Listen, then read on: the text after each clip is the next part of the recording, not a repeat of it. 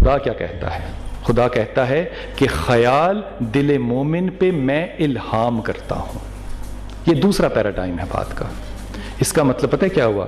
کہ آپ کے دماغ میں کوئی خیال پیدا ہو سکنے کی صلاحیت ہے ہی نہیں، خدا خیال دے گا. اب ایک تیسرا سوال پیدا ہو سکتا ہے کہ پھر برے خیال کہاں سے آتے ہیں؟ اس کا مطلب کہ وہ جو ناجائز خیالات ہیں وہ بھی کیا خدا دیتا ہے؟ میرا اس پہ جواب ہے ہاں، شر کا خیال بھی خدا دیتا ہے اور خیر کا خیال بھی خدا ہی دیتا ہے. شیطان اگر خیال دے سکتا تو یہ اللہ کا طاقتور ترین پیرلل گاڈ بن جاتا. شیطان کیا دے سکتا ہے؟ وسوسہ. خیال اور وسوسے میں فرق کیا ہے؟ وسوسہ ہوتا ہے وہ خیال جو آئے اور گزر جائے، اس لیے پہلی نگاہ معاف. جو خیال ٹھہر جائے وہاں پہ شیطان پہ انگلی مت اٹھائیے، وہ الحمدللہ آپ کا اپنا نفس ہے، اس لیے دوسری معاف نہیں ہے. سو خیال شر اور خیر دونوں خدا تعالیٰ دیتا ہے. اب ان دونوں خیالوں کو بیک وقت آپ پہ اتارا جاتا ہے. خیر پہلے اور شر بعد، دونوں بیک وقت اترتے ہیں. ایک ہی خیال ہوتا ہے جو کہتا ہے کہ آج اس جیز کے فری پیکج کو رات کو 12:15 بجے استعمال کروں یا نہ کروں. ایک ہی خیال ہوتا ہے. وہ اسی لمحے یہ خیال ہو رہا ہوتا ہے کہ یہ ناجائز بات ہے، ماں صبح کیا کیا منہ دکھاؤں گی ماں کو، لیکن پھر خیال آتا ہے کہ رات تو اچھی گزرے گی. دونوں خیال وقت گزر رہے ہیں. اب اللہ نے ان دونوں خیالوں کے درمیان میں جو ٹول دیا ہے نا آپ کو، جو پیچکس دیا ہے کہ آپ ان دونوں میں سے کس خیال کو اٹھاتے ہیں، وہ ہے آپ کا علم. اگر آپ نے یہاں اس ٹول کو استعمال کیا اور خیر کا خیال اٹھا لیا تو پل صراط آپ پار کر گئے. اگر آپ نے وہاں پہ شر کا خیال اٹھا لیا تو پل صراط تو پھر حاضر ہے ہی ہر وقت آپ کے پاس. I hope I've answered your question. سر میرا سوال اس ٹاپک سے ریلیٹڈ تو نہیں ہے، لیکن میں یہ جاننا چاہتی ہوں کہ آپ کا جو فیلڈ ہے بیسیکلی وہ آرکیٹیکٹ ہے، لیکن آپ روحانیت کی طرف کیسے مائل ہوئے، یا آپ کے نام کے ساتھ جو کتب کا لقب ہے وہ کیسے جڑا؟ یہ میرے ساتھ کتب کا لقب بالکل نہیں جڑا ہوا، یہ میرا خاندانی نام، خاندانی وراثت سے ملا. یہ نام ہے، نام وراثت بھی نہیں ملی. پورا نام یہ ہے نام ہے کتب. کیونکہ میری امی جو ہیں وہ بلے شاہ کی فیملی سے آتی ہیں اور میرے والد جو ہیں وہ گیلانی، اور دونوں ہی فیملیز عبد القادر سے نکلتی ہیں. یہ راستے میں 5ویں یا 6ٹھی پیڑھی پہ نام کسی ہمارے پردادے نے اختیار کیا تھا کیونکہ ان کی اولاد نہیں ہوتی تھی. پھر ان کو کہا گیا کہ یہ نام رکھو اور پھر ان کو چاول دیے گئے. یہ میں نے پڑھا اپنے شجرے کے پیچھے، ان کو چاول دیے گئے. اللہ عالم سچ ہے کہ جھوٹ ہے، میں نہیں یہ کہہ سکتا. پھر ان کو جب چاول دیے گئے اور کہا گیا کہ اب تیرے اولاد اس طرح دنیا میں پھیلے گی جس طرح یہ چاول میں نے زمین پہ پھینکے ہیں، تو اس وقت ان بزرگوں کی جو ہمارے پردادا تھے ان کی عمر 87 ایئرس تھی. مجھے نہیں پتا میری اس دادی کی عمر کیا ہوگی، لیکن lot of children were produced then. سو اس وقت سے وہ جو نام ہے کتب کا وہ پھر خاندان میں ساتھ چلا. دوسری بات یہ کہ اس عقل اور فہم کی دنیا سے خدا کے واسطے تکبر کرنا چھوڑ دیجئے کہ آپ نے جینیٹیکل انجینئرنگ میں PhD کر لیا تو پتہ نہیں کیا قیامت برپا کر دیا آپ نے. یہ چیزیں جو ہیں یہ ذہنی تسلسل کا حصہ ہو سکتی ہیں، آپ کے ذہن کا اہتمام، عروج اور ارتقاء کی بنیاد بن سکتی ہیں. یہ حتمی طور پہ آپ کو قبر میں نہیں لے کے جا سکتی. میرے خیال میں ہر مومن مسلمان جو ہے وہ پڑھنے پڑھانے میں جو مرضی ہو، اگر وہ اپنی عقل کو ایماندارانہ استعمال کرتا ہے تو اس کا اختتام جو ہے وہ مذہبی رجحان پہ ہوگا. میں یہ بات آپ کو ذات سے نہیں کہہ رہا. گوگل پہ جائیے اور دیکھیے، جا کے لفظ ڈالیے مسلم اسکالرز، ٹھیک ہے، تو آپ کو جو گوگل پہ پہلے پیج پہ مسلم اسکالرز کی لسٹ آئے گی وہ 305 کی ہے. ان میں سے ایک اسکالر بھی ایسا نہیں ہے جس نے اول عمر میں قرآن پڑھا ہو یا نماز شروع کر دی ہو. تمام کوئی طبیب تھا، کوئی کیمسٹ تھا، کوئی فزیولوجی، کوئی فلسفی تھا، لیکن عمر کے ایک حصے کے بعد وہ تمام کے تمام، کوئی ابن سینا بنا، کوئی عبد القادر بنا، کوئی، یہ تمام لوگ جو تھے یہ سائنٹسٹ تھے. سائنٹسٹ تھے. سائنسدان میں اور صوفی میں بال برابر کا فرق ہوتا ہے. سائنسدان ضروری نہیں ہے صوفی ہو، ہر صوفی سائنسدان ہوتا ہے، لیکن ایک بال برابر فرق ہے. وہ پتہ ہے کیا؟ آپ اگر سائنسدان ہیں اور رات کو آپ نے ایک انتہائی बुरी मजलिस अटेंड की और सुबह आप अपनी लेबॉरेटरी में वापस गए तो फार्मूला वही रहेगा, फार्मूला कोई नहीं बदलेगा। लेकिन अगर आप एक सूफ़ी हैं और रात को एक ख़याल की खलिश भी आपने पाल ली तो सुबह आप सूफ़ी नहीं हैं। सो सूफ़ी की ज़िंदगी की जो एहतियात है वो एक साइंसदान की ज़िंदगी की एहतियात से ज़्यादा है, दोनों ही साइंसदान हैं। I hope I answered your question बेटा। बिस्मिल्लाहिर्रहमानिर्रहीम। Sir, I want to ask a question कि अगर जो आपने बात की है, हमसे कोई बंदा औलिया अल्लाह के कॉन्सेप्ट के मुतालिक पूछता है तो हम उसे क्या मुनासिब जवाब दें जो कि हर लिहाज से ठीक हो, ना तो हम उसमें कोई बेअदबी का हम कर सकें और ना ही अगले बंदे की कोई दिल आज़ारी हो, एक मुनासिब जवाब हो। मैं पहले एक ज़िमनी जवाब अपनी बेटी को दे दूं। मेरे अंदर एक बाप की शफ़क़त तो है लेकिन एक उस्ताद का जुल्म भी मौजूद है। जब हमारे बच्चे इल्म को सस्ता समझना चाहते हैं ना, नरमी से समझना चाहते हैं, तो खुदा की कसम वो इल्म के पास से भटक भी नहीं सकते। इल्म सस्ता आ ही नहीं सकता। आज के दौर में तालिब इल्म क्या मांगता है? एक न्यूट्रल बात। न्यूट्रल को कहते हैं इम्पोर्टेंट। तो क्या आप किसी इम्पोर्टेंट आदमी से शादी करेंगी? हरगिज़ नहीं।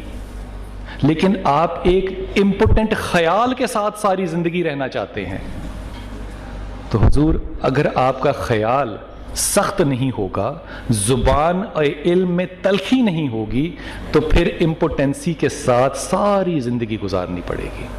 ये रुझान जो है ना पिछले 10-12 साल में मुख्तलिफ NGOs ने डाला है कि न्यूट्रलिटी में बात की जाए। यू नो वाई की जाए? क्योंकि पहले 15 साल पहले आप 200 रुपये साल की फ़ीस दे के पढ़ते थे, उस्ताद भी डंडे के ज़ोर पे पढ़ाता था, वो बाहर दरख्त के नीचे भी बैठ के आपको कुछ पढ़ा ही रहा होता था। अब आप देते हैं 12,000 रुपया महीना क्योंकि आप प्राइवेट कैंडिडेट आ गए। अब आपका नाम जो है ना वो तालिब इल्म नहीं है। अब मैनुअल के अंदर आपका नाम लिखा गया है एज अ क्लाइंट। सो आप क्लाइंट हैं। सो क्लाइंट के साथ लहजा जो है वो नर्म रखना पड़ेगा। मैं माजरत के साथ अपने किसी तालिब इल्म को क्लाइंट नहीं समझता। तलखी ज़ुबान इल्म की गुंजाइश रखती है तो मेरी सर आँखों पे। मैंने अपने उस्ताद से यही सीखा है। मैंने अपने उस्ताद को अहमद रफ़ीक के साथ एक दिन जा रहा था, तो एक तकब्बुर इल्म भी तो होता है ना। मैंने बड़े तकब्बुर के साथ कहा कि प्रोफेसर साहब वो फ्रोसन्स के आगे से गुजर रहे थे कि आपका क्या ख्याल है कि अब मुझे कौन सी किताब पढ़नी चाहिए। इसके जुमले के पीछे पता क्या बात थी कि सब पढ़ लिया हुआ है। कहना तो मैं यही चाह रहा था ना कि आपके ख्याल में अब मुझे कौन सी उस्ताद बड़ा था। उसने लंबा कश लगाया, कहता है यार जिस तरह का तेरा अक्ल दानिश और इल्म का तरीक़ाकार है, अगर तू किसी कूड़े पे से अखबार भी उठा के पढ़ लेगा तेरे लिए वो भी इल्मी है।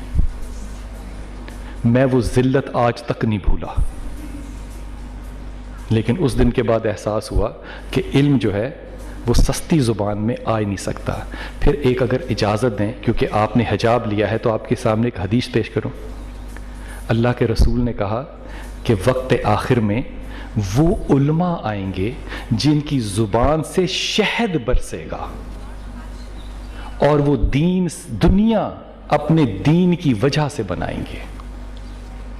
आप क्या चाहती हैं कि मैं ऐसा आलिम बनूं जिसके लिए क़यामत में रसूल ने कहा हो कि जहन्नुम की आग तैयार है? 3 दफ़ा कहा। सो जब आपको एक नरम ज़ुबान वाला उस्ताद मिले ना तो ज़रा सोचा कीजिए। I hope I answered your question. ये वलीउल्लाह के जो लफ्ज़ हैं ना, ये 17वीं और 18वीं सदी के हैं। 17वीं 18वीं सदी के अगर कोई कहे कि 1856 की गदर थी, जंग आज़ादी नहीं थी, तो आप बहस अदब से करेंगे क्या? तो सख्ती से करेंगे। कोई गदर कहेगा कैसे उसको? इसलिए जब ये लफ्ज़ आते हैं तो आप क्यों अदब से बात समझाना चाहते हैं किसी को? मुझे यही नहीं समझ में आती बात कि हम मुसलमान दिखने में लग रहे हैं, हम इतने फ़कीर और अपोलोजेटिक क्यों हैं? क्या हमारा खुदा 5 स्टार होटल में बैठ के डिनर नहीं कर सकता? क्या हमारे खुदा को शनेल का परफ्यूम बुरा लगता है? क्या हमारे यहाँ मुसलमान वही होगा जो बदबूदार 2 दिन से ना नहाया हो, जेब में यहाँ पे वो रखी हो दांत साफ करने वाली, और तकिया नूसी शक्ल औरत की नज़र आ रही हो, और कहेंगे कि ये हिजाब माशाल्लाह बहुत अच्छा है? क्यों?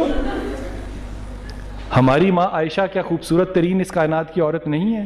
کیا ہماری ماں فاطمہ تو زہرا اس دنیا کی عظیم ترین خوبصورت ترین عورت نہیں ہے؟ ام سلمہ کیا خوبصورت ترین عورت نہیں ہے؟ حدیث بخاری شریف کی دیکھو، اور حضرت ابو ہریرہ اس پہ راوی ہیں، اور یہ واقعہ ہے احد کا۔ آپ نے کہا میں اپنی ماں کے پاؤں کی پازیب کو دیکھ رہا تھا۔ حضور غور کیجئے، یہ بخاری شریف کہہ رہا ہوں آپ کو، یہ وہ حدیث ہے جو انسان پبلکلی کہے تو لوگ فتویٰ لگا دیں گے۔ ارے یا تو حدیث معاذ اللہ غلط، یا پازیب پہننا بھی ٹھیک اور پازیب کو دیکھنا بھی ٹھیک۔ آپ خود فیصلہ کیجئے۔ دین ماڈرن لوگوں کے لیے ہوتا ہے، یہ قابل اور پڑھے لکھے لوگوں کے لیے اسلام ہوتا ہے، دقیانوسی لوگوں کے لیے ہوتا ہے کلچر آف ریلیجن۔ وہ صرف لباس پہنیں اور چند رسومات کریں، وہاں تک ان کا دین ٹھیک ہے۔ آپ سے کوئی سوال کرے گا تو آپ اس کی عزت کا خیال مت کیجئے، آپ خیال کی عزت کا خیال کیجئے اور خیال کو ڈیفینڈ کریں۔ سر یہ اسلام جیسے کہ بہت دنیا میں پھیلا ہوا ہے، لوگ اسلام بہت مسلمان، لیکن اس کے باوجود مسلمانوں میں بے چینی ہے۔ آپ قرآن ہے، رسول کی احادیث کی ہم کتب لے کے آئیں، نماز پڑھتے ہیں، نماز میں ہمیں سکون نہیں ملتا۔ اور سیکنڈ جو میرا کویسچن ہے کہ مختلف صوفیاں ہیں، انہوں نے خدا تعالیٰ کی عبادت کی، خدا تعالیٰ کے نور کو دوسرے لوگوں کے دلوں تک پہنچایا، لیکن اب ہم ایسی صورتحال کا شکار ہیں کہ اس کے بعد میں آنے والے میں لوگوں میں تصادم آ گیا ہے، دہشت گردی آ گئی ہے، جس سے ہمارے ملک میں بے شمار واقعات آ گئے ہیں کہ صرف اپنے عقیدے، صرف اپنی بات کو صحیح مانتے ہوئے دوسرے لوگوں کو ماننا۔ اسلام کیا اس چیز کی اجازت دیتا ہے، اور یہ کہاں تک صحیح ہے؟ پروفیسر صاحب، کیونکہ میں آپ پروفیسر ہیں اور یہ طالب علم ایک ایکیڈیمیکل انسٹیٹیوشن ہے، اس لیے میری بات کو ایک مفتیانہ بات ہرگز نہ سمجھیے گا، یہ میری ایک ذاتی رائے ہے۔ میرے خیال میں یہ جو طالبان ہیں ان کے ساتھ اسلام کو ایسوسیٹ کرنا جو ہے نا، یہ انسلٹ ہے اسلام کی، کیونکہ میں ذاتی طور پہ اس کا مشاہدہ کر چکا ہوں کہ اگر آپ کو کسی سے کچھ کام کروانا ہو تو اب تو رینٹا طالبان بھی اویلیبل ہے۔ رینٹا طالبان، آپ کو کسی کو مروانا ہو، آپ کی کسی سے شادی کا وعدہ ہو، نہ کر رہا ہو، اس کی ایک قیمت ہے، وہ اڑا کے رکھ دے گا۔ وہ خاندان کو اڑانے کی قیمت الگ ہے، شخص کو اڑانے کی قیمت الگ ہے۔ یہ تو رینٹا طالبان ہیں، اور جو اسلحہ الحمدللہ وہ استعمال کرتے ہیں وہ بڑا پڑھا لکھا اور امپورٹڈ اسلحہ ہے۔ یہ اس لیے ان کو استعمال نہ کیجیے، یہ بنیادی طور پہ ہے کارپوریٹ ورلڈ، وہ آپ کو ایک لفظ دے دیتی ہے۔ اگر اس کا لفظ ہوتا دہشت گرد تو تصور ہی اور ہوتا۔ انہوں نے لفظ کیا دیا؟ آپ کے مدرسے کے انسٹیٹیوٹ کو ذلیل کرنے کے لیے طالبان۔ پھر ان کے اوپر داڑیاں لگا دیں۔ بھائی یہودیوں کی داڑیاں نہیں ہوتی، لیکن داڑھی کا سب کرے گا۔ جو پاکستان میں کانوینٹ آف جیسس اینڈ میری کے اندر ننز حجاب کر رہی ہیں وہ نیوٹرل اور ماڈرن ہیں، لیکن ایک عورت اگر حجاب کر رہی ہے تو وہ فنڈامنٹلسٹ ہے۔ یہ تصورات کو آپ کو خود ریٹیلیٹ کر رہا ہے، یہ تصورات ڈالے جاتے ہیں، یہ مائنڈ سیٹس بنائے جاتے ہیں۔ دوسری بات یہ کہ میرا خیال میں مسلمان ماشاء اللہ تعالیٰ جو ذلیل ہو رہا ہے وہ اس لیے ہو رہا ہے کہ اس نے اپنا نام خاندانی طور پہ عبد الرحمن رکھا ہوا ہے۔ مسلمان ہونے کا اس کا کوئی دور دور کا تعلق نہیں ہے۔ ہم مسالک کے بنائے ہوئے مسلمان ہیں، ہم اللہ رسول کے بنائے ہوئے مسلمان نہیں ہیں۔ اگر میں آج ایک اہل سنت کی مسجد میں جاؤں اور پہلی صف میں کھڑا ہو کے ہاتھ کھول کے نماز پڑھوں تو کیا مجھے نماز پڑھنے دی جائے گی؟ مجھے وہاں سے اٹھا کر باہر پھینک دیا جائے گا، یا کم از کم یہ ضرور کہا جائے گا کہ تمہاری نماز قبول نہیں ہوئی۔ جو یہ جملہ کہے گا وہ تو خدا ہو گیا، قبول تو اللہ نے کرنی ہے، لیکن وہ مجھے فیصلہ سنا رہا ہوگا۔ بڑا عجیب حادثہ ہی پیش آیا کہ میں نماز پڑھ رہا تھا تو پیچھے سے ایک ہاتھ آیا اور اس نے میرے سر پہ ٹھا ٹوپی رکھ دی۔ اب نماز کے بعد اس شخص نے آ کے مجھے بڑے ادب سے کہا الحمدللہ رب العالمین، مجھے اللہ نے توفیق دی کہ میں یہ ثواب لے سکوں۔ مجھے اس وقت غصہ آیا، میں نے کہا بھائی جب میں نماز پڑھ رہا تھا تو میں تو سجدہ گاہ کو دیکھ رہا تھا، تو اللہ کے ولی کس طرف دیکھ رہا تھا؟ اور اگر میری نگاہ کہیں ہوگی تو کہیں گے یہ دیکھو جی کتنا 2 نمبر آدمی، اس کی تو داڑھی بھی نہیں ہے تو اس لیے یہ 2 نمبر ہی کر رہا ہے، ادھر ادھر دیکھ رہا ہے۔ عمرے پہ کھڑے تو سامنے کعبہ، آدمی نے آ کے سر نیچے کیا، کہتا ہے نیچے دیکھو۔ میں نے کہا یار کعبہ تو سامنے ہے، نیچے کیوں دیکھوں؟ ساری زندگی تو نمازیں پڑھتے رہے کہ کعبے کا تصور کرو، اب کعبہ تصور میں نہیں ہے، آنکھوں میں ہے، اب بھی میں تیری مسلک کو مانوں؟ اب میں اللہ کو نہ مانوں, نماز نہیں قبول ہوتی نا یار, نہ ہو, میں گناہ گار ہی اچھا, دیکھوں گا کعبہ. You have to take a stand. میرا نہیں خیال کہ اس وقت ہم میں سے کچھ زیادہ لوگ مسلمان ہیں, ہم مسلک والے ضرور ہیں, مسلمان نہیں ہیں. جب ہم مسلمان ہوں گے انشاءاللہ تعالی تو پھر مہدی کے لیے علی کرم اللہ وجہہ نے جو کہا, کہتے ہیں مسلمان اتنے ذلت میں چلے جائیں گے کہ وہ دعا کریں گے مہدی کے آنے کے لیے جس طرح پہلی رات دلہن اپنے دلہا کے اچھے ہونے کے لیے دعا کرتی ہے. تو ابھی ہمارے اندر وہ جدت ذلت نے پیدا نہیں کی کہ مہدی کے آنے کی دعا کریں. اب مہدی آئیں گے پھر عروج شروع ہوگا. اس سے پہلے انشاءاللہ تعالی اللہ کے رسول نے ابن ماجہ میں کہا کہ ان کی سے مراد ہے بنی اسرائیل کی 72 فرقے ہوں گے تو میری امت کے 73 ہوں گے. اگر وہ اپنی ماں سے زنا کریں گے تو میری امت بھی اپنی ماں سے زنا کرے گی.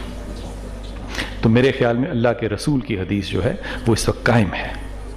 سود کے 72 گناہ ہیں اور اس میں سب سے کم تر درجہ اپنی ماں سے زنا کرنا ہے. ہم اسی درجے پہ پہنچے ہیں. آپ کی بات بالکل درست ہے, آپ کی بات بالکل درست ہے. اور اس کے اوپر اگلا سوال پتہ ہے ہمارے نوجوان لڑکے لڑکیاں کیا کرتے ہیں, تو پھر اگر یہ نہ ہو تو پھر کیا کریں؟ تو میرا اس پہ جواب ہوتا ہے مر جاؤ. مر کیوں نہیں سکتے؟ مر سکتے ہیں نا. ایک عورت کہتی ہے میں پیشہ کرتی ہوں میری مجبوری ہے. بالکل مجبوری نہیں ہو سکتی پیشہ. آپ کے پاس چوائس تھی to die, you choose to leave, so you choose to change your moral shift. نہیں, چوائس ہے. اگر آپ کے پاس کچھ نہیں ہے تو یار بھوک سے مر جاؤ, شہادت ہوگی.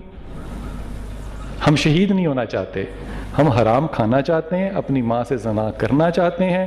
اس لیے اگر آپ یہ چاہتے ہیں کہ ان حالتوں کے اندر ہمیں اللہ عروج دے دے تو بھائی اللہ جو ہے وہ سپر مارکیٹ میں نہیں اپنی چیزیں بیچتا, وہ ایمانداروں کو اپنی چیزیں بیچتا ہے. اور خدا کی اگر ایک صفت بھی آپ قائم کر لیں تو خدا آپ کی طرف پلٹتا ہے. اور یہ جملہ کیا خوبصورت ہے احمد رفیق اختر کا, کہتے ہیں ہر وہ شخص صوفی ہے جو اللہ کو اپنی ترجیح اول بنا لے. اگر اللہ آپ کی ترجیح اول ہوگا تو پھر اللہ کی آپ ترجیح اول ہوں گے. اللہ نے کہا مجھ سے جیسا گمان کرو گے میں تمہاری طرف ویسے آؤں گا. تم بالست آؤ گے میں ہاتھ آؤں گا, تم چل کر آؤ گے میں بھاگ کر آؤں گا. تو ہماری اگر دعائیں ماشاء اللہ تعالیٰ اللہ نہیں قبول کر رہا, چاہے وہ ہم خانہ کعبہ کے غلاف کو پکڑ کے کر رہے ہوں, تو یاد کیجئے گا اس صحابی کو جو سفر کر کے جس اونٹنی پہ آیا تھا, سفر کی وجہ سے اونٹنی کمزور ہو چکی تھی اور بالوں میں اس کے خاک تھی, اور اس نے اپنے آپ کو لپیٹ لیا خانہ کعبہ کے غلاف کے ساتھ اور رو رو کے اللہ سے کہہ رہا تھا اے اللہ تو میری سن لے, اے اللہ تو میری سن لے. صحابہ رونے لگ گئے اور رسول سے کہا کہ یا رسول اللہ کیا اس کی بھی اللہ نہیں سنے گا؟ اللہ کا رسول جو تھا اس نے کوئی نرم جواب نہیں دیا, نیوٹرل جواب نہیں دیا. کہا رب کعبہ کی قسم اسی کی اللہ نہیں سنے گا. صحابہ کھڑے ہو گئے کہ یہ کیا بات ہوئی؟ کہا اسی کی نہیں سنے گا کیونکہ اس نے اپنی زندگی میں کبھی لقمہ حلال اپنے حلق کے نیچے کیا ہی نہیں ہے. خواتین حضرات, اگر رسول سچا ہے اور آپ کی عمرے میں دعائیں قبول نہیں ہوتی تو میرا شک ٹھیک ہے نا, پھر اللہ کا رسول صحیح ہے, آپ کے حلق سے لقمہ حلال نہیں اترا ہوگا. I hope I've answered the question. شرک کے علاوہ کوئی اور گناہ ہے جس کی کوئی معافی نہیں؟ ارے شرک کی تو معافی ہے بھائی, میری پیاری بیٹی, شرک کی تو معافی ہے. اللہ تعالیٰ نے کس گناہ کو معاف نہیں کرنا؟ آپ 1000 دفعہ شرک کریں دن میں. علی حجویری کہتے ہیں کہ ایک وقت کا ولی اپنی زندگی میں 70 گناہ کبیرہ کر سکتا ہے پھر بھی ولی ہوگا. شرک معافی ہے. معافی پتہ ہے کس چیز کی نہیں ہے؟ حدیث قدسی, خدا کہتا ہے تمام گناہ معاف کر دوں گا, بلکہ اس سے پہلے کیا جملہ کہتا ہے؟ بڑے گناہوں سے بچو, چھوٹے تو تم کرو گے ہی. کیا خوبصورت بات کی اللہ نے, بڑوں سے بچو. اور پھر عبداللہ بن عباس سے پوچھا گیا کہ عبداللہ یہ بڑا گناہ کیا ہے؟ کہا بڑا گناہ یہ ہے کہ اللہ کی رحمت سے انسان مایوس ہو جائے. مشرک ہو معاف, اگر مشرک اللہ کی رحمت سے مایوس ہو گیا اب یہ معافی نہیں ہو سکتی. سو شرک کوئی گناہ نہیں ہے، یہ قابل معافی ہے۔ اللہ کی رحمت سے مایوس ہونا گناہ ہے۔ کفن چور آدمی تھا، کفن چوراتا تھا، کتنا گناہ گار ہوگا۔ امیر بن گیا کفن چوری کر کر کے، مرنے لگا تو اپنے 3 بیٹوں سے کہتا ہے مجھے خاک بنا دینا، جلا دینا، اور پھر یہ خاک پہاڑوں پہ اڑا دینا تاکہ مجھے کوئی پہچان نہ سکے، میری زندگی اتنی غلیظ ہے۔ انہوں نے ایسا ہی کیا، اللہ نے حکم دیا خاک کو، خاک کٹھی ہوئی، اسے دوبارہ تخلیق کیا گیا۔ بخاری شریف کی بات آپ سے کہہ رہا ہوں یہ۔ اللہ نے اس سے پوچھا تو نے اپنے آپ کو اتنا عذاب کیوں دیا مرنے کے بعد؟ کہا اللہ تجھے پتہ ہے میں تو کفن چوری کرتا تھا، تو میں پھر تیرے سامنے کیسے حاضر ہوتا؟ اللہ کہتا ہے تجھے یہ پتہ تھا کہ تو میرے سامنے حاضر ہوگا؟ کہا اللہ اس بات کا تو علم تھا کہ تیرے سامنے حاضر ہوں گا۔ فرشتوں کو کہا اس کو جنت میں لے جاؤ۔ اگر کفن چور مشرک خدا کی رحمت سے مایوس نہ ہو، خدا اس کو معاف کر سکتا ہے، تو آپ اپنا خدا بدلیں۔ آپ ایک اچھا سا خدا تصور میں لے کر آئیں جو تمام گناہوں کو معاف کر سکتا ہے اور کرنے کی صلاحیت رکھتا ہے، بس اس کی رحمت سے کبھی مایوس نہ ہوئیے گا۔ بلال صاحب ایک سوال، میری والدہ بہت بیمار ہے، بیڈ ریڈن ہے، مزدوری کے حد تک، آپ کا پروگرام بڑے شوق سے دیکھتی ہیں، تو ابھی ان کا میسج آیا کہ یہ پوچھو کہ یہ جو آپ ہاتھ پہ تسبیح لپیٹتے ہیں اس کی کیا وجہ ہے؟ اس کی بڑی سیدھی اور سادی سی وجہ ہے، 2 باتیں آپ سے عرض کر دوں، ایک ذرا نامعقول بات ہے اور ایک سنجیدہ بات ہے۔ آج ذرا چھوٹی ہے، ویسے پروگرام میں آپ کی کافی بڑی تسبیح ہوتی جی بالکل، اسی لیے کیونکہ میں اللہ میاں کا سیلز مین لگنا چاہتا ہوں۔ میں چاہتا ہوں کہ لگے کہ اللہ کے سیلز مین جو ہیں وہ سمارٹ بھی ہو سکتے ہیں، وہ جاگر جین پہن کے ہاتھ میں تسبیح لے کے نماز پڑھیں تو اس سے اللہ کو کوئی خطرہ محسوس نہیں ہوتا۔ میں تسبیح پکڑ کے جا رہا تھا تو ایک مولوی نے آ کے پیچھے سے مجھے پکڑ لیا، اور میں اکثر تسبیح جو ہے وہ اپنے ہاتھ پیچھے رکھ کے پڑھتا ہوں کیونکہ جب واک کر رہا ہوں تو مجھے وہ کہتا ہے کہ خبیث تو نے تسبیح کو پیٹھ پہ رکھا۔ میرا بھی غصہ تلخ تھا، میں نیوٹرل بات ذرا کم کرتا ہوں۔ میں نے کہا حضرت سامنے آ کے دیکھیے میں پڑھ منہ سے رہا تھا۔ تسبیح تو ایک کاؤنٹر ہے لیکن ایک ریپرزنٹیشن ہے۔ 2 باتیں، ایک تو جب آپ نے اپنے ہاتھ میں تسبیح رکھی ہو نا تو داڑھی کی طرح آپ کے اوپر ایک فرض واجب ہو جاتا ہے کہ آپ اپنی زبان پہ اب احتیاط کریں گے، آپ اپنی آنکھ میں احتیاط اور شرم رکھیں گے، ایک بات۔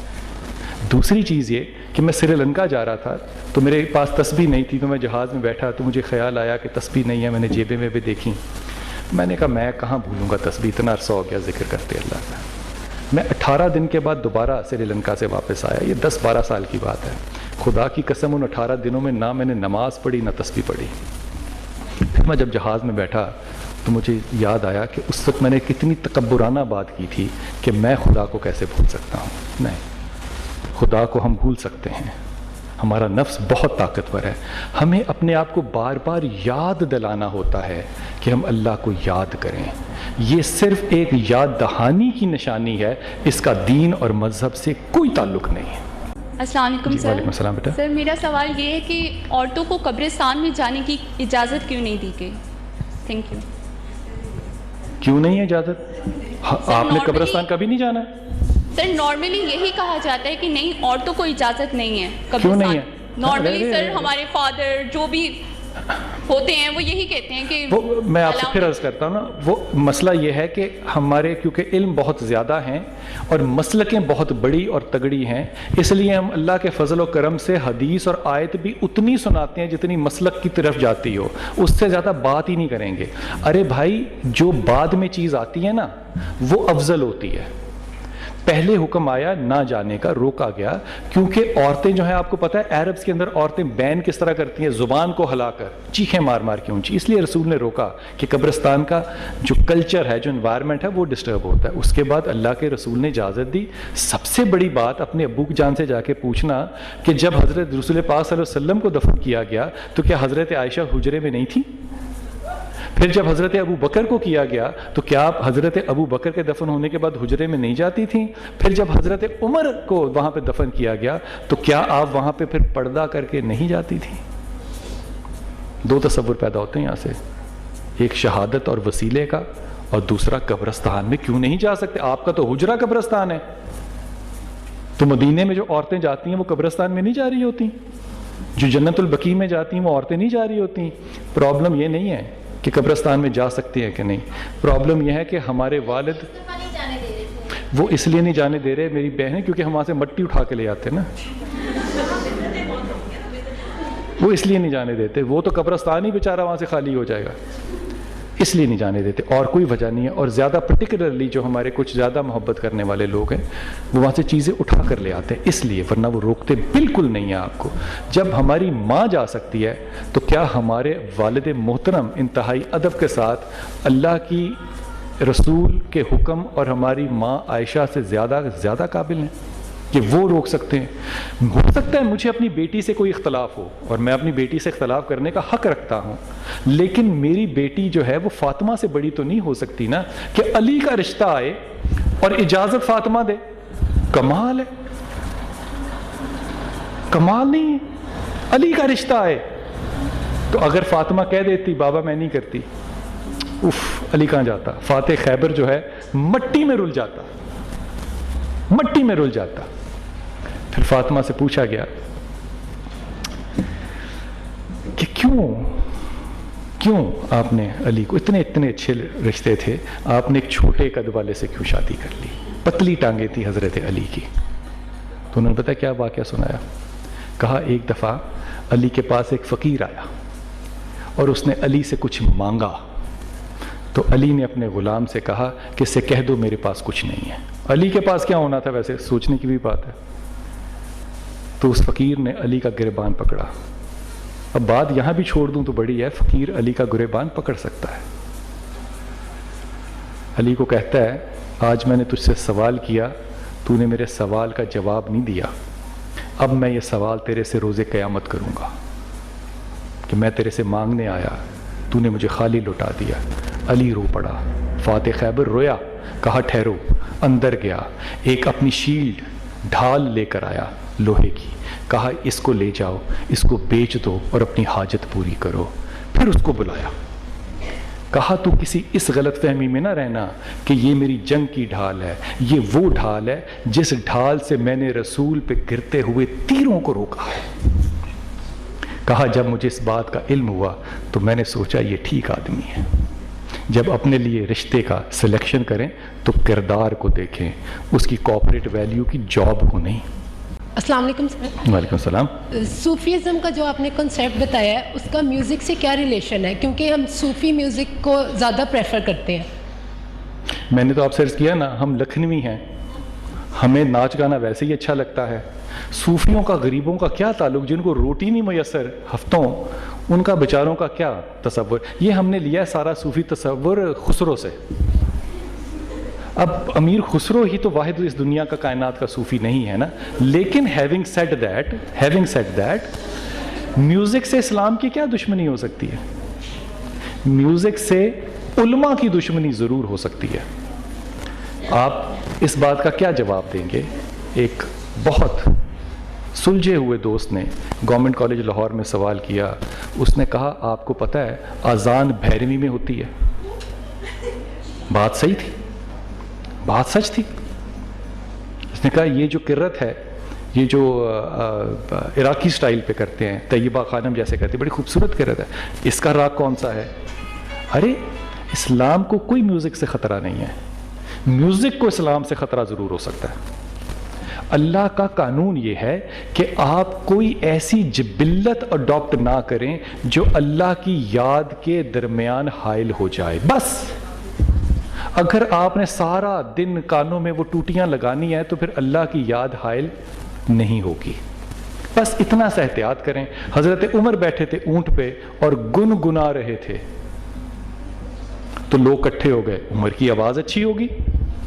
پھر عمر نے آنکھیں کھولی، دیکھا کہ لوگ اکٹھے ہو رہے، فوراً تلاوت شروع کر دی، لوگ جانے لگ گئے۔ آج بھی یہی ہوتا ہے، گانے کی مجلس میں جائیں گے، ذکر کی مجلس آج بھی وہی ہے نا ہم۔ پھر عمر نے کہا ان لوگوں کو، یہ عربی کلچر کے اندر ایک ابیوز تھی کہ تمہاری ماں کی ناک کو مٹی لگے۔ کہا جب میں گانا گاتا ہوں تو قریب آتے ہو، میں تلاوت کرتا ہوں تو دور چلے جاتے ہو۔ یہ مسئلہ آج کا تھوڑی ہے، یہ تب سے مسئلہ ہے۔ میری ذاتی رائے میں اسلام کی میوزک سے انشاءاللہ کوئی خطرہ نہیں ہو سکے گا. میوزک کو ذرا احتیاط کرنی چاہیے کہ اگر اچھے مسلمان موسیقی کی طرف آ گئے, جیسے کہ ہمارے بہت سے بھائی اس وقت پیس ٹیلی ویژن میں اگر آپ ان کی نعتیں سنو گے, ان کی تلاوت سنو گے, ان کے گانے سنو گے, تو آپ کو حیرت ہوگی کہ وداؤٹ میوزک ان کا جو ردم ہے وہ قیامت برپا کرتا ہے. سو آئی ایم ناٹ سیئنگ کہ میوزک از ایبسلیوٹلی ایکسیپٹیبل, لیکن میوزک آپ کو یہ جبلت, ایک گانے والی کی جبلت آپ کو بتائے گی کہ صوفی بڑا ہے. میرے خیال میں ایک خیال جو ہے انتہائی ناقص خیال ہوا. بہت شکریہ. وما علینا الا البلاغ.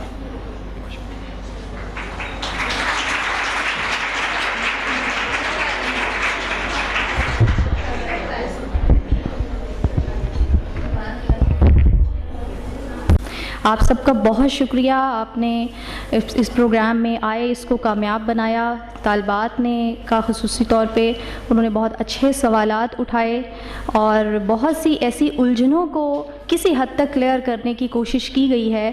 امید ہے کہ اس سے جو ہے وہ لانگ لاسٹنگ سے نتائج جو ہیں وہ ضرور نکلیں گے. شکریہ آپ کا.